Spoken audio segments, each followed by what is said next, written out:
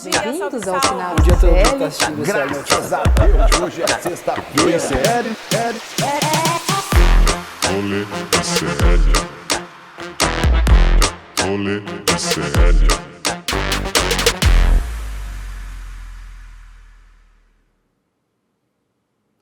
Toque, toque, toque.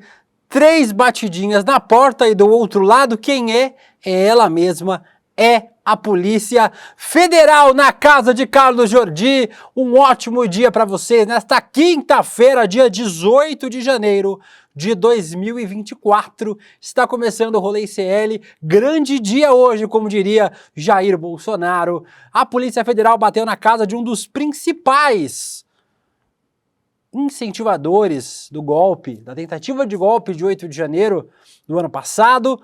E aí nós vamos falar, obviamente, muito sobre o que levou os policiais federais a baterem na casa de Carlos Jordi, o Pincher Bull, o pequeno deputado federal do PL do Rio de Janeiro. Falaremos sobre isso, falaremos sobre moda gospel, como é isso? Outfit do templo.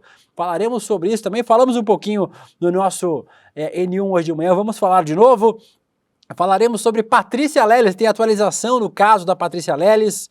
Falaremos também sobre o que de mais importante está acontecendo na internet e nas redes sociais. No programa de hoje, obviamente, com a participação de todos vocês que já estão aqui no nosso chat. Cadê? Que dele vocês aqui? A Vilma Batista, o Jean Sandi, Jonatas Nascimento, Pincher bolsonarista, a Cristina Taborda, Cristina Taborda, a Cleusa, quem mais? A Marisa Neves e também ele que está aqui, que também é um Pincher e também é de Niterói, Vitinho. Olá, Vitinho, tudo bem com você? Bom dia, tudo bom? Peraí que o pessoal tá meio nervoso aqui. Mas bom dia, Will, tô feliz. Gosto muito de participar do programa, tá? Muito obrigado pela sua oportunidade.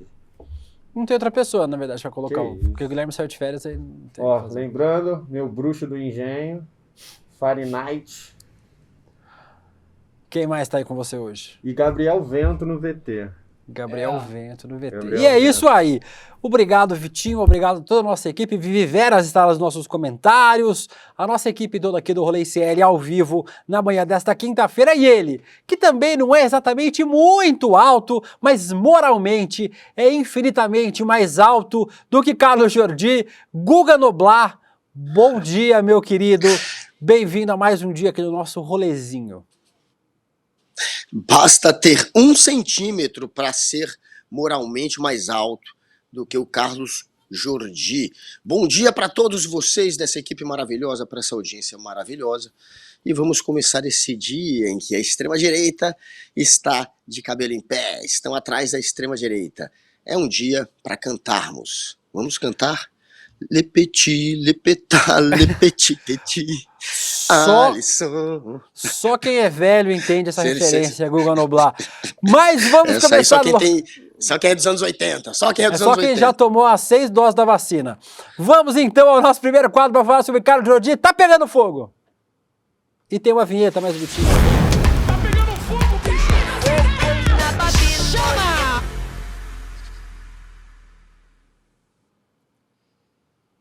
Estamos aqui agora falando sobre ele, Carlos Jordi. Eu descobri que Carlos Jordi é nome social, inclusive, né? Que o nome dele não é Jordi, não tem sobrenome, nem nome Jordi, nada. Descobri no Twitter que é só nome social. O deputado federal... Ele é fã do Jordi. Isso, provavelmente. Ele tem a mesma altura do Jordi, na época que o Jordi fez sucesso.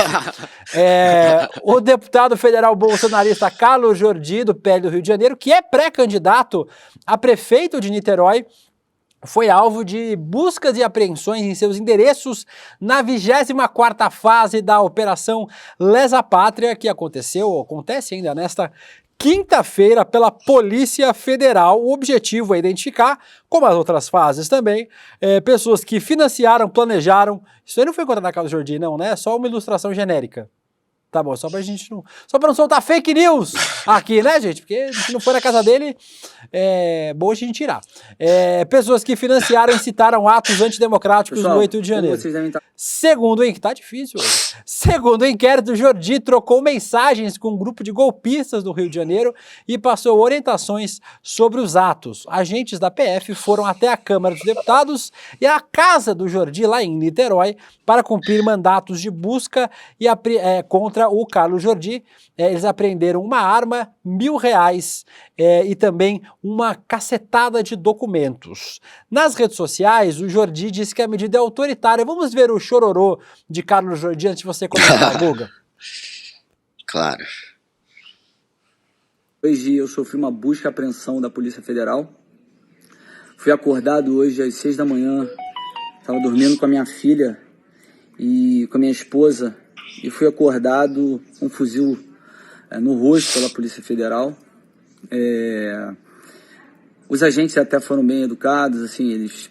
a arma no rosto deles, foram bem educados? Mas eu não sabia o que era. Tive aqui o mandado, né? Eles me deram uma cópia, petição 11986, eu desconheci o que era, eles estavam buscando arma, celular, tablet, e pegaram, eu falei onde estava a minha arma, pegaram meu celular, tentaram buscar outras coisas que pudessem me incriminar, mas não encontraram nada, queriam dinheiro. Eu tinha, sei lá, R$1.000 aqui em casa e eu não sabia realmente o que era, até ter acesso agora aí a todas as notícias que estão circulando, falando sobre a questão do 8 de janeiro. Assim, é inacreditável o que nós estamos vivendo. Esse mandado de busca e apreensão, que foi determinado pelo ministro Alexandre de Moraes, isso aí é a verdadeira constatação de que nós estamos vivendo uma ditadura. Eu, em momento algum do 8 de janeiro, eu incitei, eu falei para as pessoas que aquilo ali estava sendo, que aquilo era correto. Pelo contrário, em momento algum eu estive nos quartéis generais. Jamais. Quando estava acontecendo todos aqueles acampamentos. Nunca apoiei nenhum tipo de ato, tanto anterior ou depois, no 8 de janeiro, embora as pessoas tivessem todo o seu direito de fazer suas manifestações contra o governo eleito. Então, assim, é totalmente arbitrário, não há nenhuma postagem minha, não é nada que possa ser colocado contra mim ou que justifique essa medida autoritária que foi essa busca e apreensão. Porque eu nunca, repito, postei, incitei a tal de Operação Lesa Pátria, que engloba inclusive financiadores do 8 de janeiro. Isso é uma piada. Isso é uma piada. O que estão fazendo é óbvio, tem o intuito de perseguir seus adversários. Também estão mirando aí as eleições municipais, já que eu sou pré-candidato a prefeito de Niterói. E é óbvio que tem um viés totalitário, intimidatório. Não tem respaldo legal, são esses inquéritos aí que duram 5 anos e que o judiciário não tem competência para instalar. E nós ficamos aqui realmente muito revoltados, indignados com tudo isso. Eu até falei para os policiais federais, antes vocês iam na casa de políticos corruptos, políticos que eles tinham alguma investigação por corrupção. E hoje vocês estão indo por conta de determinação de uma pessoa que se vai atrás de golpista também e que quer perseguir seus adversários com esse inquérito do fim do mundo. É lamentável a ditadura que nós estamos vivendo no Brasil, mas nós não vamos desistir, não vamos nos intimidar. Eu postei no Twitter agora há pouco que se a gente tivesse numa ditadura, o Carlos Jordi teria sido colocado um saco na cabeça dele, teria sido colocado na traseira de uma caravan, teriam colocado ele no pau de arara por 2 dias e com o corpo ele jogaria numa fornalha para desaparecer com os restos. Não me parece bem, né, exatamente o que está acontecendo com o Carlos Jordi, né? Parece que todo o processo de direito legal está sendo respeitado, todos os ritos estão sendo respeitados, né? Claro, tá tudo sendo respeitado, tanto que tá demorando para ele pagar pelo que ele fez, gente. E a polícia tem sim diversas conversas, inúmeras conversas que estão sendo reveladas de Carlos Jordi com o golpista, tramando o golpe. O que ele fazia na conversa, o que indicam essas conversas, seria que ele estava organizando os bloqueios das rodovias. Não teve um monte de rodovia sendo bloqueada pelo Brasil, além do acampamento em frente ao QG do Exército em Brasília? As rodovias foram bloqueadas por grupos que foram organizados por parlamentares também. E aí você tem ali na troca de mensagem entre ele e um golpista que era líder desses bloqueios, o Jordi sendo chamado de líder. Ou se o golpista chama o Jordi de líder, ele era tratado como o líder do grupo, e eles pediam orientações ao Carlos Jordi para bloquear rodovias, para, entre aspas, é o que está na mensagem, bloquear tudo. Então é claro que ele é suspeito de ser, sim, um dos organizadores do golpe. Não só ele, parece que tem outros deputados que também serão investigados, que é o André Fernandes, que também podem a qualquer momento sofrer busca e apreensão, que também estão na mira aí da polícia, que é o André Fernandes, a Silvia Waiapi e a Clarissa Tércio. Então, não é apenas Jordi, existem outros deputados que podem pagar também pelo golpe e que devem, claro, ser investigados, porque a gente sabe que teve muita gente graúda, muito peixe grande que atuou sim. Carlos Jordi, apesar de ser pequenininho, ele é um peixe grande. Eu vi alguém aqui no Twitter perguntando se ele for preso, se ele vai para a FEBEM, né? Porque ele é pequeno.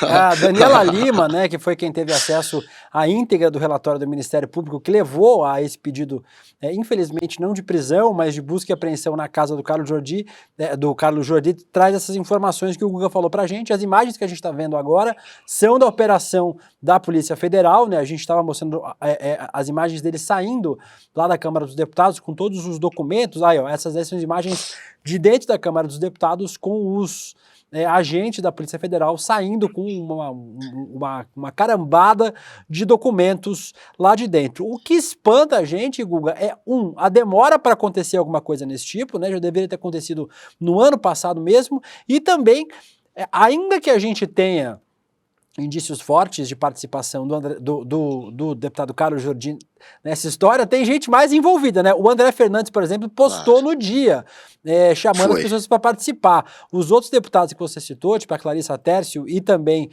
a Silvia Waiapi, também tiveram participação mais direta, né? Resta a gente saber se esses deputados vão ser punidos ou se a gente vai ter novamente um processo de anistia torta nesse país, né, Guga? Esses que a Clarissa, o André Fernandes, eles se expuseram mais, talvez seja isso, né? Eles realmente puseram a cara, fizeram um vídeo comemorando no dia o que estava acontecendo. Esses aí agiram como os golpistas, produziram provas contra si. O Jordi não, ele ficou na miúda. E aí ele fica usando esse argumento de que eu não comemorei, eu não falei nada no dia. Mas o que estão descobrindo são mensagens dele com os organizadores do golpe, com aquela turma que de fato foi lá e provocou o caos. Ele seria o líder da turma e isso foi na miúda. Eu não sei se vão achar isso com relação ao André Fernandes. O André Fernandes, ele se expôs, então ele, enfim, ele, a Clarissa, eles se expuseram. Agora esse não, ele estava na surdina, o Carlos Jordi, realmente tramando maneiras de criar o caos, que era, no caso, bloquear as rodovias. Um dos passos do golpe era esse. Então, talvez o Jordi se enrole ainda mais do que essa turma que comemorou no dia e que incitou. Esses não tem como fugir também do argumento de que incitaram. Mas por que busca e apreensão no Jordi já? Porque ele, pelo jeito, tem mais o que esconder. Ele foi na surdina. Então pega o celular dele, vai pra cima dele antes que ele perceba que tá ali, fazendo parte dessa operação e sendo investigado e possa assumir ainda mais com as provas que podem incriminá-lo. Então, talvez Jordi se enrole mais ainda. E o Jordi, gente, é tão cascateiro que a gente viu no início aí ele dizendo que tinha sido abordado pela Polícia Federal com um fuzil no rosto. A polícia foi educada, segundo ele, mas o acordou com um fuzil no rosto. Aí a gente já vê a contradição. Como é que foi educada se meteu um fuzil no rosto dele? Tem alguma mentira nessa história? Qual que é a mentira? O fuzil no rosto. Claro, a polícia já negou que tenha colocado um fuzil no rosto dele. A gente sabe que é cascata, né? A polícia não costuma tratar assim parlamentares, e não seria dessa forma com o Jordi. Se não foi assim com o Roberto Jefferson, que deu tiro e jogou granada, por que seria assim com o Carlos Jordi? Então a polícia já negou, é mais uma cascata para ele se fazer de vítima. Francamente. O Amado respondeu, ouviu o pessoal da PF que disseram que obviamente é mentira. Estava vendo as imagens ali, a Clarissa Tércio é uma das que postou um vídeo ainda durante o dia 8 de janeiro, aí eu acho que tem áudio, esse set tem áudio, né? Ou não? Olha só, minha filha, ó, isso vai ficar pra história. A história dos meus netos, dos meus bisnetos, a história que vocês podem contar. Contem que a história, a casa é nossa. Entramos, agora a gente não sai mais. Não sei que... A gente tá vendo aí, eles podem negar o quanto eles quiserem, né? Mas fica difícil que essa negação pare em pé. O Carlos Jordi, inclusive, segundo informação da própria Daniela Lima agora há pouco, foi intimada a depor a Polícia Federal. A oitiva está marcada para as 11 horas, estava marcada, né? Mas a gente não tem as informações se ele já chegou para depor lá na Polícia Federal, no Rio de Janeiro, onde ele foi intimado para depor, ou seja, pegaram o que conseguiram pegar e agora vão ouvir o deputado para ver o que ele tem a dizer, né, Guga?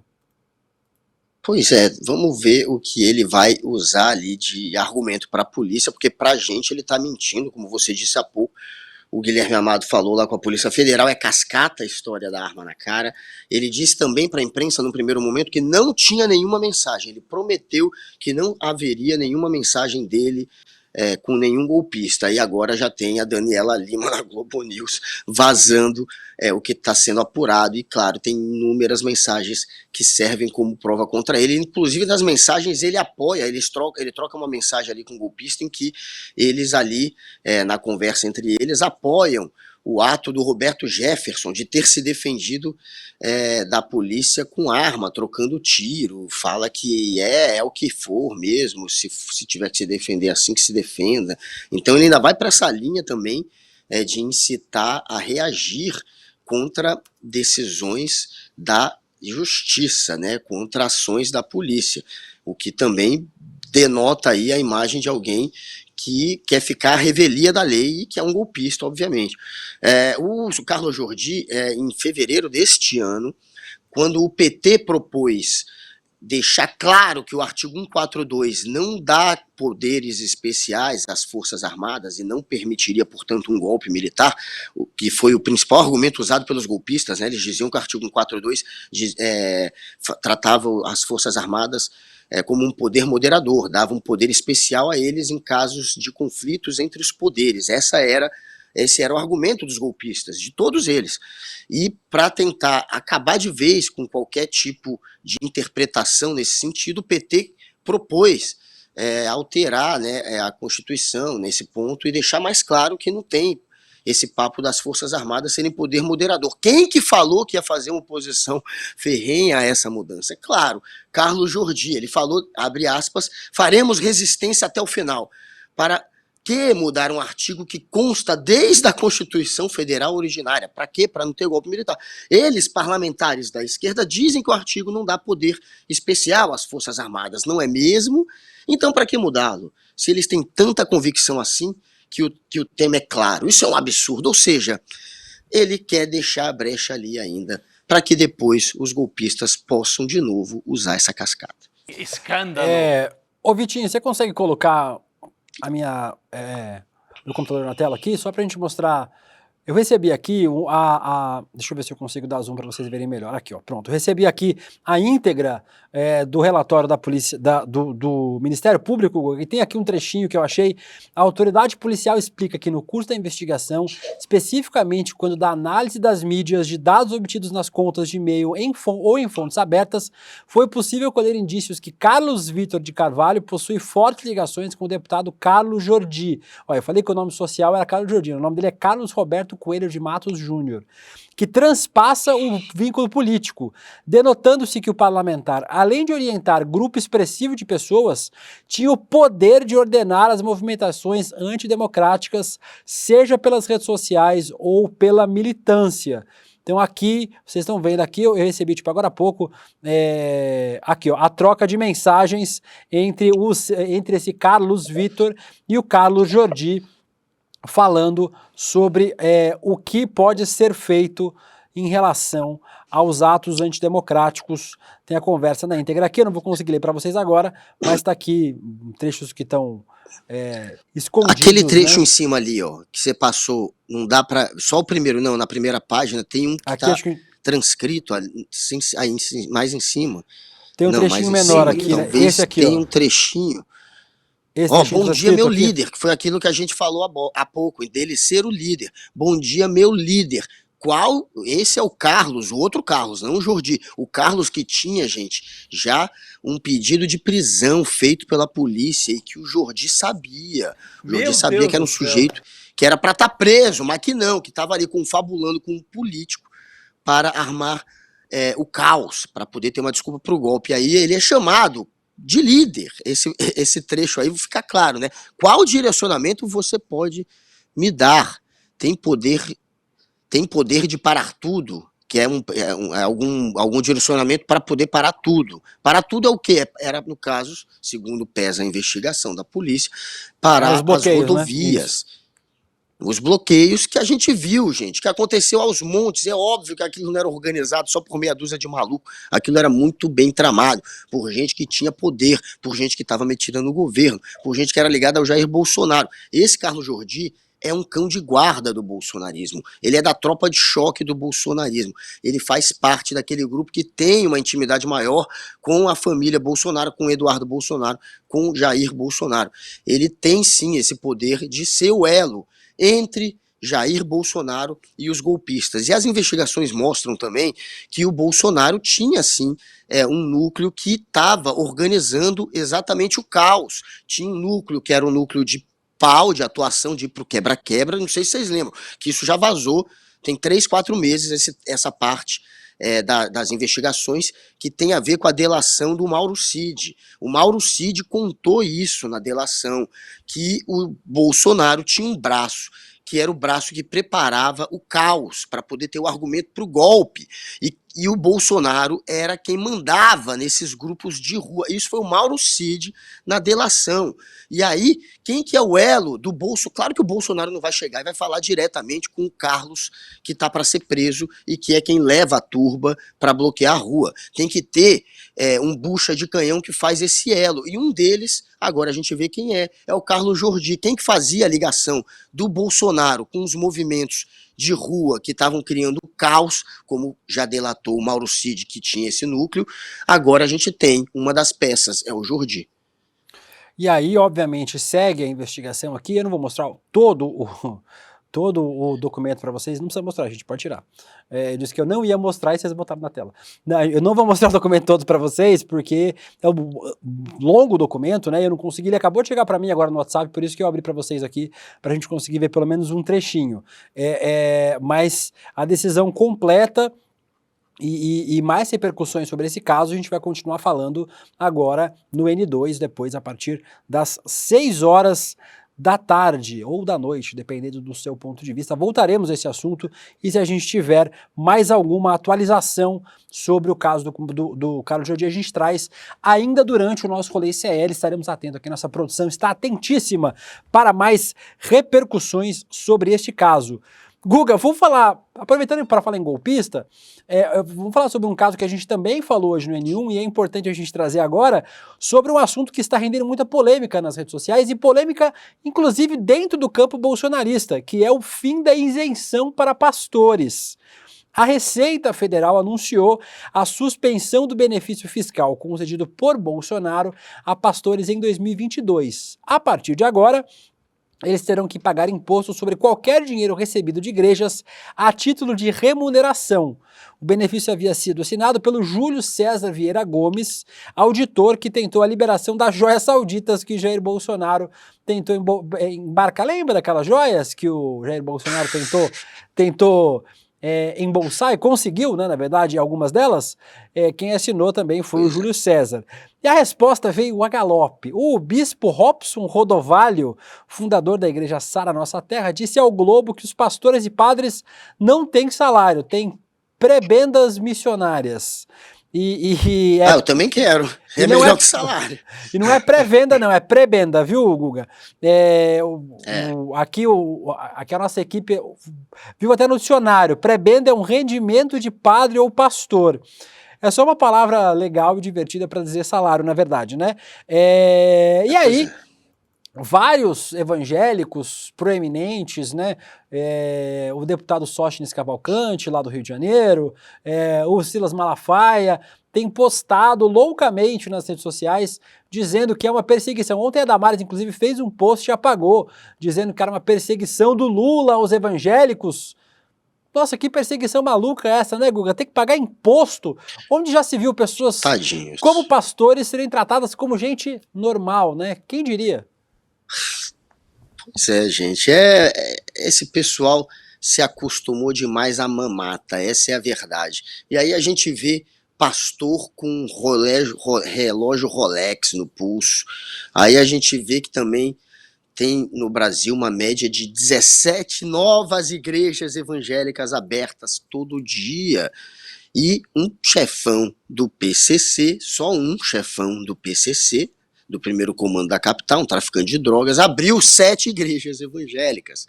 Por quê? Porque é uma máquina de lavar dinheiro, não paga imposto, você fala que entrou o dízimo e você justifica uma bolada que você está ganhando. Virou, de fato, uma lavanderia, boa parte, não boa parte, mas pelo menos uma parte das igrejas evangélicas no Brasil, atuando em conjunto com crime organizado, atuando junto com traficantes. Tem, portanto, traficante virando dono de igreja, gente. É claro que virou uma bagunça, e os caras não pagam imposto, os caras têm um monte de isenção, estão acostumados ali a receber demais e a ter que pagar de menos. Então, claro que eles não querem perder as regalias. O governo, além de taxar as igrejas, é preciso também fazer uma CPI. É importante uma CPI. Ficou aquela perseguição idiota em cima do padre Júlio Lancelotti, pessoal querendo inventar fake news contra ele, dizendo que queria fiscalizar dinheiro público. A cascata, a princípio, era essa. Não, porque é muito dinheiro indo para as ONGs, para esse pessoal que atua na Cracolândia e não está sendo bem empregado. Esse era o papo, né? Então, se a ideia é fiscalizar dinheiro que está sendo escoado por igreja, ou por religião, ou por ONG, tem que ir para cima das igrejas evangélicas. Essas sim estão cheias de dinheiro. A Paula Uhr falou que essas notícias estão alegrando o dia dela. O Luterval falou, não dá para mudar o nome da minha aposentadoria para esse nome bonito aí, prebendas. O Sandro Borges não declara mais comprar Porsche. E aí, Guga, tem um perfil nas redes sociais que está fazendo sucesso nos últimos tempos, que é o Outfit do Templo. Você já viu esse perfil? Não. Eu vou mostrar para você o que é o perfil. Vamos lá pro primeiro. O negócio é largar tudo e virar pastor. É o negócio, o jeito é esse. Vamos lá no primeiro desde o começo, do André Valadão, só pra gente mostrar. Aí, ó. Eles mostram quanto é que custa cada uma das roupinhas do pessoal desses principais evangelistas. Aí, ó. Uma camisetinha da Dior, do André Valadão, 5.800, Guga. Essa aí você pagou quanto? Camisa da bicicletinha, que você tem 2 só. É a mesma camisa que eu falei todo dia sim, dia não. Tá vendo? Eu tenho 4. Uma camisa do Valadão, eu compro 1 ano de camiseta dessa aqui. Dá uma para cada dia. Tem do Malafaia, ó, a camisetinha da Burberry do Malafaia, R$4.280. Tem o Agenor Duque, não sei nem quem é esse. Agenor Duque, um Rolexinho, Guga, no pulso, R$121.868, um Rolexinho. Tem mais do André Valadão. O André Valadão gosta de se vestir bem, ó. O Rolex do Valadão, R$156.256. Tem mais ainda do Valadão. Tem outro dele, cadê o outro dele? Tem mais um ainda, não tem? Aí, ó. Ó, o sapatinho da Gucci, R$ 5.600. Mas realmente, o problema todo é para pagar imposto, né? Pagar imposto é que é o problema. Imagina, se você vai pagar imposto pelo que você ganha como pastor, não dá para comprar sapatinho da Gucci de R$ 5.000. Pô, tem que entender também, né? Pobres dos pastores, coitados dos pastores. Tá vendo, né, gente? Não pode mais comprar um Gucci, não pode mais comprar um Armani. E agora, como é que ele vai fazer para encher de combustível ou de querosene o avião, o jatinho particular dele, né? Como é que ele vai viajar de jatinho particular, gente? Que horror! Vocês querem acabar com o jatinho do pastor? Vocês querem tirar o Rolex do pulso dessa gente? A gente precisa, claro, ter compaixão com essas pessoas que estão passando por essas dificuldades imensas nesse país tão desigual. Coitado dos pastores, realmente é comovente. E eles não vão poder agora, Guga, gastar mais com uma outra dica fashion para vocês. É uma antidica, que é a botina do Bolsonaro. É uma outra coisa que a gente tava para trazer ontem, mas não trouxe agora. Não é brincadeira não, gente, é verdade. Existe uma bota do Bolsonaro. Ele virou o garoto propaganda de uma marca de botinas e chinelos. A marca pertence a apoiadores do ex-presidente, o preço dos calçados. Esse aí os pastores podem comprar, aqui fica mais em conta, de R$ 99 a R$ 329. Usarias, Guga, uma botina do Bolsonaro? Não, se você puser uma pata de um gado ao lado dessa botina, dá para confundir fácil. É muito parecido. É brincadeira, esses caras não querem ser chamados de gado, mas eles fazem uma botina que é inspirada na pata de um gado, obviamente. Então, eu não compraria, claro que eu não compraria nada que possa, de alguma maneira, me ligar ao bolsonarismo. Olha que coisa horrorosa, ainda tem um verde e amarelo ali, enfim, que é para deixar ainda mais óbvio que isso faz parte do calçado dos gados. É uma pata de gado, isso não é um calçado. O slogan é ótimo, ele é Passos Firmes com Agro. Ótimo slogan. A gente vai voltar para o tema do Carlos Jordi já, a gente vai trazer mais atualizações, mas vamos agora para o nosso... Não, próximo quadro não, vou chamar e isso aqui não é fraude não, isso aqui é o que vai ajudar você a ganhar um dinheirinho, um cascalho neste ano de 2024, o Mapa da Mina 2024, ele está chegando, para você não ganhar dinheiro que nem certos pastores aí que ganham dinheiro, não pagam imposto, aqui você vai aprender como ganha dinheiro com as previsões e oportunidades de investimento para 2024 com o nosso querido Eduardo Moreira, analisando o mercado que está começando neste ano. Os bancos e as corretoras, Guga, cobram uma baba, uma fortuna para isso que o Edu vai fazer de grátis aqui no dia 28 de janeiro, às 8 horas da noite. Se inscreva. Ah, William, mas vai precisar de R$50 mil para investir? Eu não tenho R$200 mil.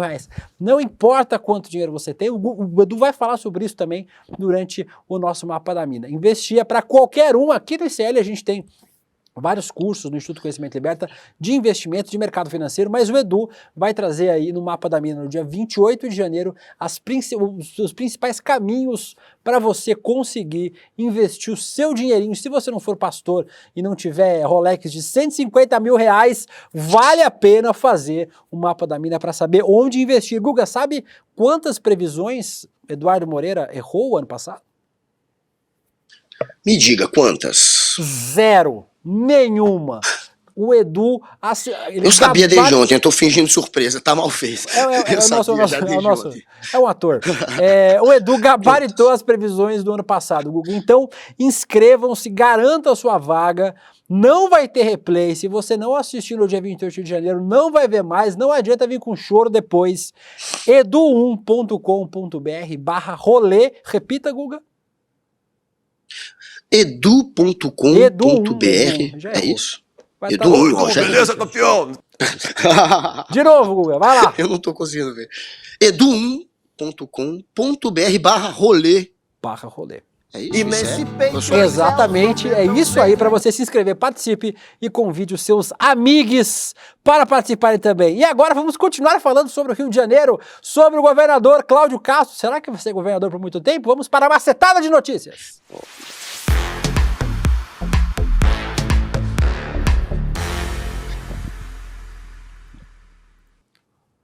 duas instituições cariocas, Guga Noblar. Primeira, Carnaval, vai começar agora, mês que vem, e a segunda é governador do estado complicado com a justiça, ou preso, ou empichado, ou coisa do tipo. Um relatório da Polícia Federal, de novo ela, PF, aponta que o governador do Rio de Janeiro, Cláudio Castro, recebeu propina de R$326 mil quando era vereador e $20 mil quando era vice-governador do querido Wilson Witzel, do desquerido. O governador diz que as acusações são infundadas, velhas e requentadas. Veremos. Aí, ó. Ele canta, o Cláudio Castro também. Como se não fosse pior, ele canta. A gente tá falando sobre evangélica, ele canta música evangélica também. E só para lembrar, foram presos 6 governadores ou ex-governadores do Rio de Janeiro ou afastados nos últimos anos. Luiz Fernando Pezão, Sérgio Cabral, Antônio Garotinho, Rosinha Garotinho, Moreira Franco e a menção... Aí, ó. Tá aí, ó. Moreira Franco preso em 2019. O Antônio Garotinho, ele já é sócio, né? Ele tem já o cartão fidelidade do Bangu, né? Preso 5 vezes. A Rosinha Garotinho presa em 2017. E o Sérgio Cabral é o que tá preso há mais tempo, né? Preso desde 2017 também. Tem mais uma outra. Aí tem o Luiz Fernando Pezão, preso em 2018, o Witzel, que é a menção honrosa, né, que não foi preso, mas foi empichado, né, e é investigado por corrupção, pode ser preso ainda, a gente espera que seja, e o Cláudio Castro tá ali aguardando, né, loading por enquanto, o Cláudio Castro, a gente tem o vídeo dele lá no parque de diversão, putz, a gente não separou, aí ó, e aí o Cláudio Castro tá desse jeito aí ó, indo pra Bangu, ele é ele da Disney, tá gente? Não, esse é o Beto Carreiro, né, Esse era o Beto Carreiro. Tem a casa do Beto Carreiro. Esse aí tá meio zoado, né? É Disney. Não, era o Beto Carreiro isso aí, gente. Era o Beto Carreiro. Ali, ó, tem um chapéu ali atrás. Eu fui nesse brinquedo. Um chapéu de cowboy. É um chapéu de cowboy atrás dele. É do Beto Carreiro. E aí, o Cláudio Castro tá assim, ó, indo pra Bangu logo mais, né, Guga? Pois é, né? É mais fácil ser preso hoje sendo governador do Rio do que sendo líder do PCC. E aí a gente vê mais um ícone aí da direita, né? Mais um nome da política da direita que gosta de se divertir no Beto Carreiro World. O Jair Bolsonaro fez isso também, foi durante as enchentes. O Brasil debaixo d'água e o Jair Bolsonaro no brincar de Hot Wheels, no Beto Carreiro World. Esse daí, enfim, tá aí com a polícia às voltas dele, mas por enquanto a gente tem essa imagem dele se divertindo. Ele só tá preso ali por um cinto de segurança do brinquedo. Daqui a pouco é capaz dele estar de fato preso com uma algema atrás das grades, como boa parte dos governadores do Rio de Janeiro. E esse daí, claro, vem de um grupo político que está enlameado. Então, a gente sabia, era muito estranho, anos e anos de Cláudio Castro e nada acontecia, era muito estranho. Sempre ficou no ar, né, essa dúvida de quando vai acontecer, que horas vai ser a vez dele, já que a gente sabe de onde ele veio e para onde, em algum momento, ele vai acabar partindo. Agora tem um burro enterrado ao contrário no Palácio da Guanabara, né? Porque não para um governador na cadeira lá. É horrível, né? É um negócio, tem uma maldição ali. É a maldição de se você é corrupto, se você tá metido em rolo, em algum momento a polícia vai te pegar. Então, se você vem de um grupo político que tem teto de vidro, meu amigo, escolha outro estado. Não vá para o Rio de Janeiro. Tem muito lugar no Brasil ainda seguro, que você pode fazer muita bobagem, roubar, meter a mão e nada vai acontecer. No Rio de Janeiro, pelo jeito, alguma hora a polícia vai lá e te pega. Ô Will, Oi, Vitinho. Olha esse lustre lindo do nosso querido... Esse aí é ele caminhando pra Bangu.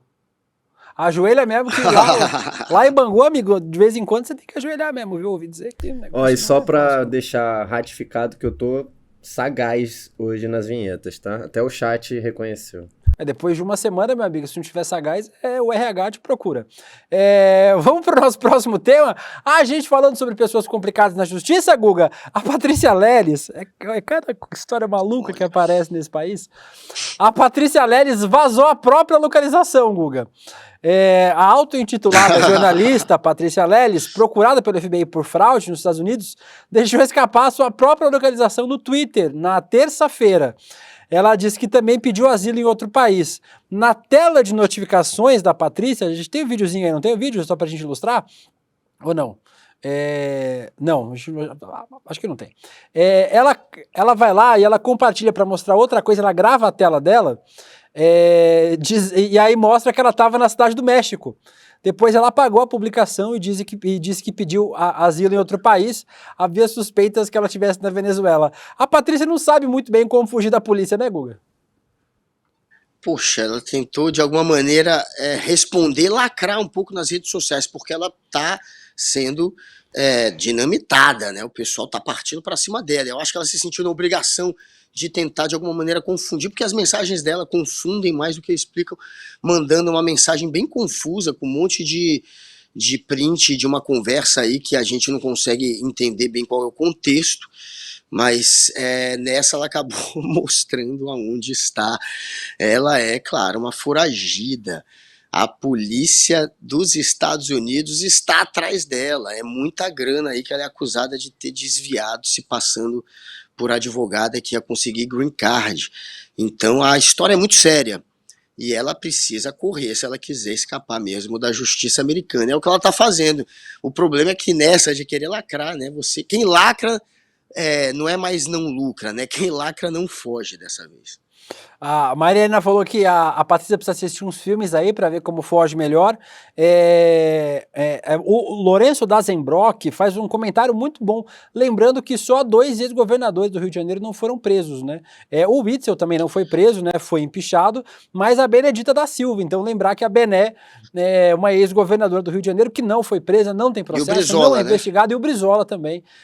Também não foi preso, dos ex-governadores do Rio de Janeiro. Então, importante, né, a gente ressaltar quem não foi preso e quem não tem rolo com a justiça. A Bené tá aí, deputada federal de excelente qualidade, e também não tem nenhuma complicação na justiça. Guga, mais uma novidade aqui sobre segurança pública. A gente está falando sobre os governadores do Rio de Janeiro, né, que estão todos complicados com a segurança. O Procurador-Geral de Justiça de São Paulo, Mário Luiz Sarrubo, aceitou o convite feito pelo Ministério da Justiça, pelo ministro, né, o Ricardo Lewandowski, e vai ocupar a Secretaria de Segurança Pública. Ele era procurador de Justiça em São Paulo, desde 2020 foi escolhido pelo João Dória e foi depois, depois voltou na eleição interna para o mesmo cargo. Ele é considerado linha dura e a sua indicação é uma vitória dele, do cachorro do Supremo, do Alexandre de Moraes. Ela também afeta a disputa pela vaga no STJ. O procurador de São Paulo era um dos favoritos para assumir uma das cadeiras do STJ. Sem ele no páreo, vai encorajar outros candidatos do Ministério Público a entrar na disputa. O Lula deve nomear os novos nomes da corte ainda neste semestre, mas aponta um caminho para o Ministério da Justiça, talvez mais linha dura do que o antecessor, né, Guga?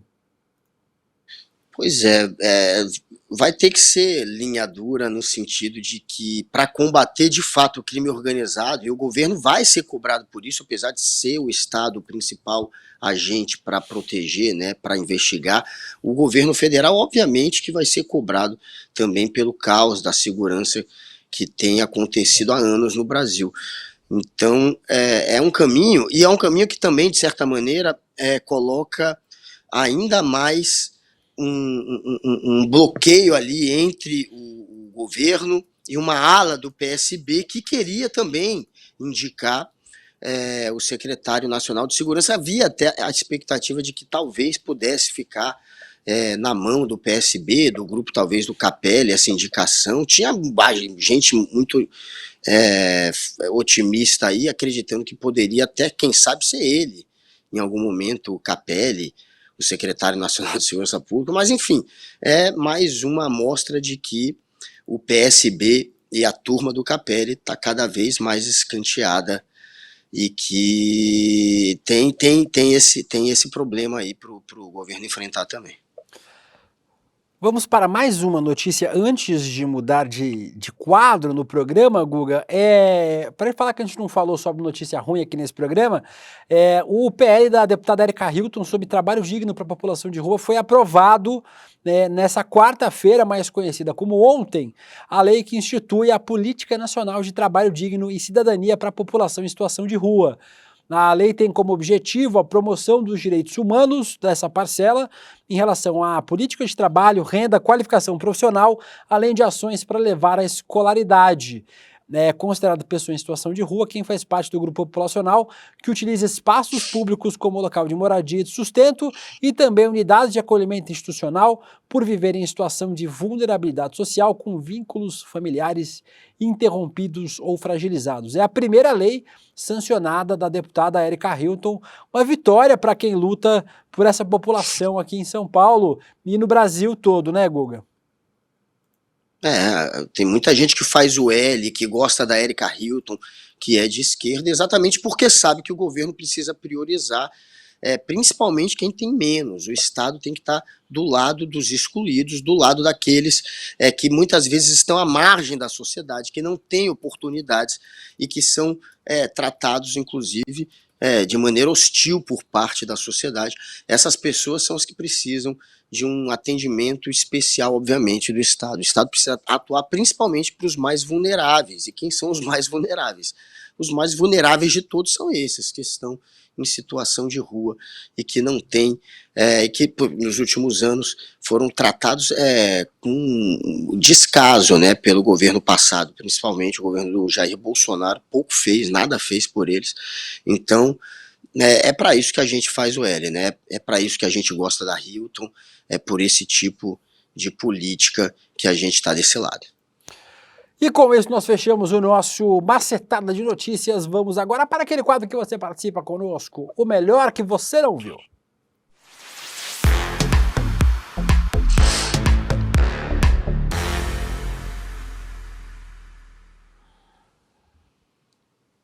O melhor que você não viu, tem uma imagem aleatória. O melhor que você não viu é o quadro onde você pode participar com a gente, mandando suas sugestões para o nosso Zap 11 98899 2893. Não mande nudes, por favor.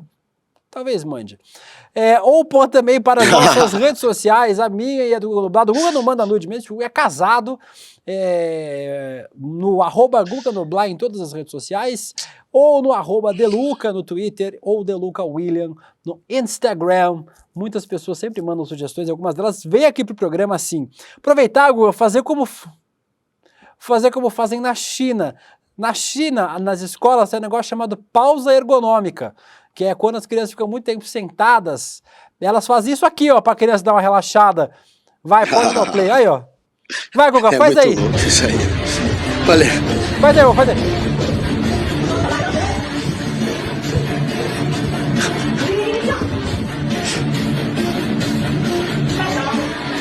Pronto, eu e o Guga fizemos nossa pausa ergonômica, que nem as crianças chinesas. Cara, na moral, que cena foi essa de vocês fazendo igual? Pausa ergonômica, tá que nem nas escolas chinesas, as crianças... Faz aí, Vitinho, mostra o Vitinho fazer pausa ergonômica. Vai.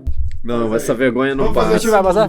Não vai passar. Vamos falar sobre uma pessoa que não fez pausa ergonômica, Guga, no nosso Melhor que Você Não Viu, mas pediu aos... Vai lá. Faz pausa ergonômica. Aí, ó, todo mundo fazendo pausa ergonômica. Quero ver a Gabriela Varela e o Chico Pinheiro fazendo hoje no N2. Olha lá. Muito bem. É um programa maluco. Vamos falar, Guga, vou mostrar um vídeo agora de uma pessoa que não fez pausa ergonômica, mas pegou auxílio emergencial. Amanda Vettorazzo, do MBL, explicou nas redes sociais por que ela pediu R$7 mil de auxílio emergencial em 2020. Vamos ver um pouquinho da desculpinha da Amanda Vettorazzo, que inclusive no vídeo cita Guga Noblar. Pois é. Galera, 2020 foi um ano foda. Foi um ano foda pra mim. Claro, não só pra mim, só como pra pra você, maioria né? dos brasileiros. Foi o ano que eu 2020. quebrei. Foi o meu pior ano financeiro. Algumas pessoas sabem que sou só eu e minha mãe. Pai ausente, a gente não tem tio, meu avô é falecido, Poxa. não tem nenhum parente próximo. E eu e minha vida inteira, a gente lutou muito e juntas. Quando eu tinha 20 anos, eu tive que ir para os Estados Unidos para trabalhar, para mandar dinheiro para o Brasil. Quando eu voltei, a gente abriu uma empresa. Ficou com essa empresa há alguns anos, até 2019. Em 2020, com a pandemia, a gente infelizmente quebrou. Nossa única fonte de renda teve que ser fechada, exatamente por conta da pandemia. Que barra. Nesse momento, a gente quebrou. assim como você, talvez, que está assistindo esse vídeo, assim como a maioria dos brasileiros. E foi um momento muito difícil, foi um momento que eu perdi meu carro, eu tinha um carro que era de consórcio, e o banco foi lá e levou. Eu tinha uma casa, e ainda tenho, que é financiada. Aquele momento a Caixa conseguiu fazer um bloqueio ali, né? Tá bom, a gente ouviu a desculpinha dela, tá bom. Tira. Pode tirar o áudio da Amanda, pode tirar. Dois destaques importantes. O primeiro, pode deixar ela no cantinho aí, aparecendo, mas sem áudio. O primeiro destaque que eu queria fazer, Guga, é que ela diz que os dados eram públicos, mas ela não falou isso nas redes sociais antes, né? Ela não falou para as pessoas, pessoal, aí ó, o tweet do Guga ali mostrando. Ela não falou, não, pessoal, estou pedindo auxílio emergencial. Ela não falou isso nas redes sociais, ela não anunciou para as pessoas que estava fazendo isso. E outro, como o banco privado catou o carro dela de volta, mas o banco público renegociou a dívida. Também é outro ponto importante nessa história da Amanda, né, Pois Guga? Não tá tão ruim a situação, porque ela quebrou de fato, né? Diz que quebrou a empresa. Ela tinha uma casa, ela perdeu um carro, ela morou nos Estados Unidos, ela teve sim uma educação boa, ela teve oportunidade na vida. Eu acho que o governo tem que ajudar qualquer um que esteja passando por dificuldade. É óbvio que tem que começar por quem está lá na ponta, por quem está numa situação mais vulnerável, que é os que passam por uma situação de extrema pobreza. Por exemplo, a gente tem, 60 milhões de brasileiros que vivem abaixo da linha da pobreza. Com certeza não é a condição da Amanda. A Amanda, eu acredito que não chegou a esse ponto. Porém, não tem o que ser feito, gente. A Amanda, ela não tem muito como escapar da crítica nesse caso, porque por mais que ela tenha quebrado, ela está numa situação melhor do que a de 60 milhões de brasileiros. Ela recebendo o auxílio, tem alguém que está deixando de receber. Então é claro que não tem justificativa para ela explicar essa grana do auxílio emergencial. O auxílio emergencial é para quem está em situação de emergência, para quem está passando fome, para quem não tem nada. Não é o caso da Amanda. Tem várias pessoas aqui dizendo, tadinha, poxa, coitado. O Dutch pergunta que horas é o quadro de economia. Daqui a pouco, daqui 15 minutos. Fica aí que já começa. Ô, Will. Oi. Vamos fazer um pix pra ela, tadinha. Me sensibilizei aqui. Eu vou fazer um pix de 50 centavos. Opa, entrou alguém lá na família. Olá, tudo bem? Vem dar oi pra gente. Fecha o áudio, Google. Pode vir dar oi pra gente. O Watson Leonardo falou que 2020 foi meu pior ano financeiro, depois 2021, 22, 23 e agora 24. A Paula U falou dama do auxílio. O Paulo Marcondes, vocês são muito pouco empáticos. O Bruno Sacramento diz que já está chorando. O curioso é que esse pessoal do MBL adora falar de meritocracia, né, Guga? Eu comentei ontem lá na Amanda, ela me bloqueou no Twitter por... Não sei por quê. Mas falando, ela não se esforçou o suficiente, eu acho, então, nego, talvez seja isso. Se ela tivesse esforçado mais pelo seu mérito, ela não teria quebrado. Deve ter alguma coisa assim. Tem um monte de empresário que não quebrou aí, não teve? Teve gente que passou pela pandemia e conseguiu, sim, sobreviver à pandemia. A empresa não quebrou. Tem esse lado, né? De que a ironia dessa questão, por que as pessoas estão usando isso? Por conta desse discurso que é feito pelo MBL, tanto da meritocracia quanto do Estado mínimo. Eles ficam muito com esse papo de Estado mínimo, se você der demais para quem está precisando, você vai criar uma situação econômica que o Estado não controla e piora tudo. Ele também tem aquele papo de não, você tem que correr atrás, você tem que fazer o seu. Então, alguém que é parte desse movimento, que carrega essa bandeira do Estado mínimo e da meritocracia, agora receber 7 mil do governo naquela situação ali do auxílio emergencial que era para ter sido concedido para quem estava realmente numa situação precária, claro, isso vira deboche, isso vira ironia, isso vai contra as bandeiras que ela levanta. É por isso que ela está pagando por esse preço aí de estar sendo cobrada nas redes sociais. Ela não fez nada, talvez, de ilegal, né? Não parece, pelo menos a priori. Porém, é imoral para quem carrega essas bandeiras. Tem várias pessoas aqui dizendo, tadinha, né? O Daniel Nakano, tadinha, ela teve que ir para os Estados Unidos para trabalhar, mandar dinheiro para o Brasil e para o exterior por necessidade. Coitada, né? Muito Daniel, coitada aonde? Mesmo. Daniel Nakano. Não teve nenhuma piada de duplo sentido xenofóbico. O Luciano Sociologia, a cúpula do MBL toda no estado, ama um cargo estatal. E o Fábio Correia, que está sempre aqui com a gente, diz, viu, foi dormir enquanto os outros trabalhavam e deu nisso. Agora, Guga, pra gente ir pros nossos finalmente dos programas, eu queria dizer que eu tô um pouco decepcionado com você. Você falou que concordou com Sérgio Moro? Você concordou com Sérgio Moro? Vamos ver que vídeo é esse que o Guga concordou com o Sérgio Moro. Depois de imitar o Sérgio Moro, que nem o Roberto Carlos aqui, ele agora concordou com o Sérgio Moro. Vamos ouvir será que a gente vai concordar com o Sérgio Moro. Concordei. Não existe parece o Roberto isso, Carlos o país tá mal, o Guga imitando. E o presidente é bom. Eu e minha cônjuge. Tá? O país tá mal porque o presidente é ruim. Então tá na conta dele, tá na conta do Bolsonaro, tá? Tá na conta do Bolsonaro o desemprego, tá? A inflação, tá? Verdade. A demora nas vacinas e essa atitude dele maluca de ser contra a vacina, de ser a favor da Covid, sei lá, não dá pra entender isso. Tá na conta dele o desmantelamento da corrupção. E tá na conta dele o Lula. O Lula só tá voltando porque esse governo é muito ruim. Tá? E as pessoas estão tão desesperadas porque não querem mais o Bolsonaro que estão pensando, pô, vou votar no Lula. E eu adoro como o Moro fala corrupção, Guga. É uma das coisas que eu mais gosto. Você teve que concordar com ele, né? Por corrupção. Corrupção. Olha, o Sérgio Moro, nesse momento, estava no modo campanha. Ele estava de olho grande. Quem sabe ele seria o presidente da República. Passou essa ilusão pela cabeça dele, depois ele caiu na real. Viu que não tinha terceira via, que era ou Bolsonaro ou Lula a eleição. Virou candidato ao Senado, pediu arrego, passou a puxar o saco do Bolsonaro para atrair os votos dos bolsonaristas e foi eleito graças aos bolsonaristas. Agora, esse era o Sérgio Moro sincerão, ou meio sincerão, né? Não sei se tem algum momento que ele de fato seja sincero, mas ali ele estava jogando politicamente e falando o que ele pensava de fato. E o que ele achava do Bolsonaro era o que todo mundo achava, que era um maluco que estava atacando a vacina e espalhando uma doença, que era um irresponsável, que não conseguia controlar o país, alguém que criava o caos, a desordem, e alguém que comprometia o país economicamente.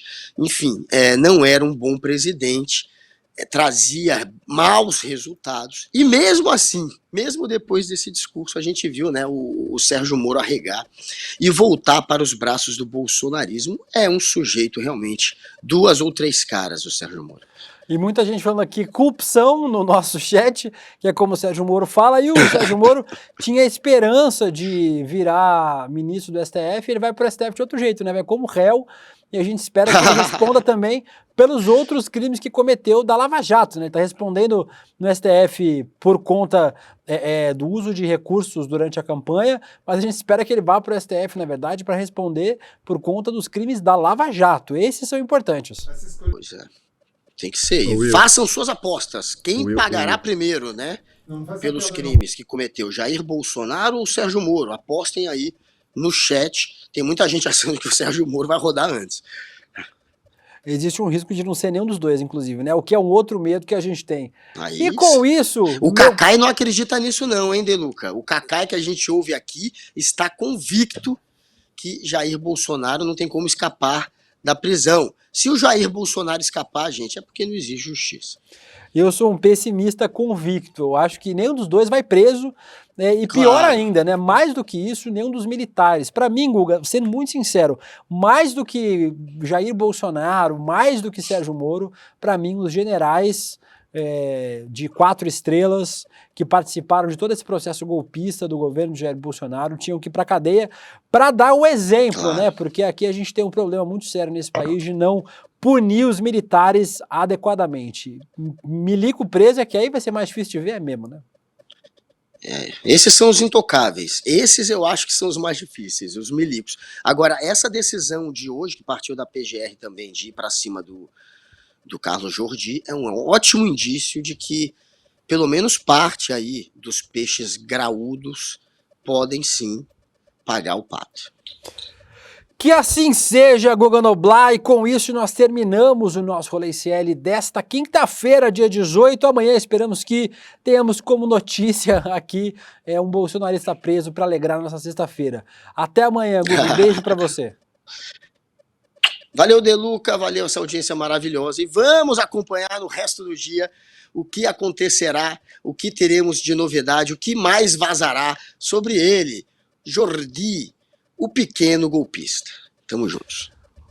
Agradecer a todo mundo no nosso chat aqui, responder a Daniela Maciel, por que o medo dos militares? Eu queria entender, porque eles deram um golpe de Estado nesse país em 64 e tentaram dar outro em 2024. Talvez seja isso, não é medo não, chama justiça, meu anjo. Luci Moreira, Cássia Carvalho, Regina Vieira, Fábio Camargo, Kelly Cristina, o Walter Júnior, Luiz Carlos Cunha, Rafael Ross, Regina Vieira, Olívia Cardoso, Maria Antônia, Vitinho, beijo pra você, beijo pra todo mundo da nossa equipe aqui. Um beijo.